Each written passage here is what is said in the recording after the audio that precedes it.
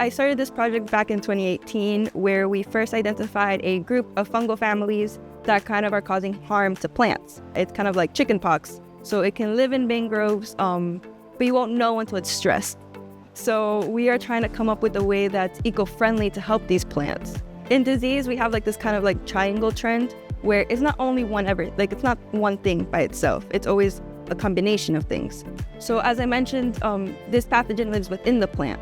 So once upon a time, back, let's say 100 years, it was living dormant in the plant. It was just kind of there along. But these pathogens are called opportunistic for a reason. When they see a stressor, or they see somewhere where they can overtake, or something changes in the microbiome or the amount of microbes in the plant, then that's when they start having an effect. When you think of mangrove, you think of the roots, the root structure that holds down our shorelines. But there's actually been literature that shows that those roots are not the only thing that protect us. So the foliage or leaves of the mangrove also have a very important part of protecting us. If there was a study shown that if you have 50% less leaves on the mangrove, you had about a 70% increase in likelihood of electrical loss. Because floods are not what causes electrical loss, it's the winds and the high storms. So the mangroves are not only helping us from flooding, but they're also helping us like that as well. And that's also a huge economic benefit, because power lines going out, that's cost to the taxpayer. I just came into the lab being like, guys, I have this problem. I think you're a great fit to help me with me. And like literally the first meeting where he's like, I have you. We can solve this together.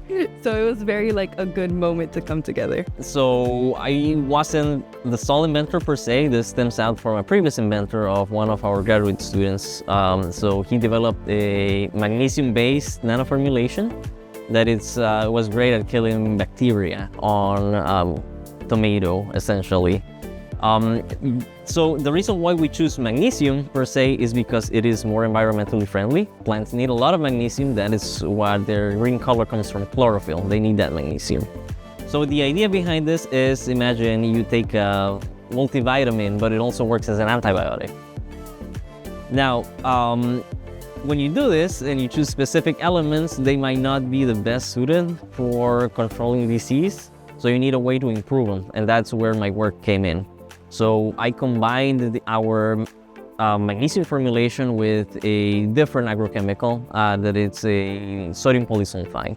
So it comes from sulfur. So sulfur is also one of those elements that is very present in the environment. It's in all living organisms.